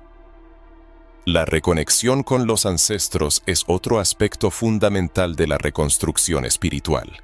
En las tradiciones africanas, los ancestros no son objetos de adoración, sino participantes activos de la comunidad espiritual, guías y protectores constantes. Esta comprensión, intrínseca a las tradiciones abrahámicas, se manifiesta en la veneración de patriarcas y matriarcas, pero ha sido silenciada con el tiempo. Su resurgimiento permite restablecer el vínculo con las generaciones pasadas y asumir la responsabilidad con las futuras. La restauración de las prácticas de contemplación y adivinación representa otra dirección importante en el renacimiento espiritual. En las creencias africanas se han empleado desde la antigüedad métodos complejos para alcanzar la sabiduría interior y la guía espiritual a través de estados alterados de conciencia. Prácticas similares se encuentran también en las corrientes místicas de las religiones abrahámicas, aunque a menudo quedaron eclipsadas por enfoques más intelectuales y textuales. La reintroducción de estos métodos abre valiosos caminos para una experiencia espiritual directa que trasciende las interpretaciones dogmáticas. Un poder particular en esta reconstrucción espiritual reside en el regreso a la comunidad como el contexto principal de la experiencia religiosa. Las tradiciones africanas se caracterizan por enfatizar el carácter colectivo de la espiritualidad, en contraste con el individualismo propio de gran parte de la religiosidad occidental moderna. El énfasis en la experiencia espiritual compartida, que también estuvo presente originalmente en las tradiciones abrahámicas, pero se debilitó con el tiempo, proporciona recursos para combatir el aislamiento social que afecta a muchas sociedades contemporáneas. El replanteamiento del papel del ritmo y la música como medios legítimos de expresión espiritual es otro aspecto significativo. En las tradiciones africanas se ha reconocido desde la antigüedad que ciertas estructuras rítmicas son una especie de tecnologías espirituales que facilitan la conexión con diversas manifestaciones de lo divino. Esta comprensión, originalmente presente también en las tradiciones abrahámicas, como atestigua la importancia de los salmos como textos cantados, abre posibilidades para una experiencia religiosa más corporal y participativa. El regreso a una percepción cíclica del tiempo representa otra dimensión importante en este proceso de restauración. Las creencias africanas suelen reconocer un ciclo de renovación y transformación, lo que contrasta con el enfoque lineal predominante en gran parte del pensamiento occidental. Una cosmovisión cíclica similar, originalmente presente también en las tradiciones abrahámicas a través de sus calendarios festivos, proporciona recursos para una interacción más armoniosa con los procesos naturales e históricos. Para los descendientes de africanos desarraigados de sus raíces espirituales como resultado de trágicos eventos históricos como la esclavitud y la colonización, este reconocimiento puede ser particularmente liberador, al confirmar percepciones espirituales que pudieron haber sido suprimidas o denigradas por las autoridades religiosas occidentales. Reconocer que el Dios de sus ancestros no era fundamentalmente diferente u hostil al Dios de la Biblia elimina una falsa dicotomía que ha causado profundo sufrimiento espiritual durante siglos. Las tradiciones de la diáspora, como el candomblé, la santería y el vodú, sirven como ejemplos vívidos de esta reintegración espiritual, preservando las conexiones entre las creencias africanas y los elementos abrahámicos que fueron artificialmente separados por la teología colonial. Estas tradiciones no son sincréticas en el sentido de una mezcla de sistemas originalmente separados, sino que guardan la memoria de conexiones originales, intencionalmente oscurecidas por narrativas religiosas eurocéntricas. Incluso para aquellos que no tienen raíces africanas, este reconocimiento abre un camino hacia la sanación espiritual, permitiendo restaurar aquellos aspectos de la experiencia religiosa que fueron sistemáticamente suprimidos por la teología colonial durante generaciones. Al reconocer sus raíces africanas, las religiones abrahámicas tienen la oportunidad de replantear su propia herencia para encontrar soluciones a problemas modernos como la discriminación racial, la desigualdad de género, la explotación ambiental y el aislamiento social. En términos prácticos, una transformación espiritual de este tipo puede incluir el estudio comparativo de las tradiciones africanas y abrahámicas, reconociendo los paralelismos históricos y las interconexiones entre ellas. También es posible la inclusión de elementos rítmicos, musicales y corporales en los ritos religiosos, La revitalización de festividades estacionales que celebran los ciclos naturales, el desarrollo de prácticas de veneración ancestral dentro de un contexto espiritual integral, el estudio de métodos contemplativos y proféticos para un acceso directo a la guía espiritual, la formación de comunidades con propósito que practiquen la espiritualidad de forma colectiva y con sentido de pertenencia, así como la participación en actividades sociales inspiradas por una comprensión más profunda de la justicia y la armonía. Una reconceptualización espiritual de este tipo no implica el abandono de las creencias o compromisos religiosos existentes, sino que invita a su profundización y expansión, restaurando aspectos perdidos o suprimidos dentro de estas tradiciones. Es un proceso de enriquecimiento, no de sustitución, de restauración, no de rechazo. El objetivo final de esta transformación no es un retorno nostálgico a un pasado idealizado, sino la creación de una espiritualidad del futuro que una la sabiduría de diversas fuentes para resolver los problemas únicos de la modernidad. Es una espiritualidad que reconoce la unidad fundamental de la experiencia religiosa humana, al tiempo que respeta la diversidad de sus manifestaciones culturales, similar a la visión que subyacía a las tradiciones espirituales africanas que luego se convirtieron en religiones globales.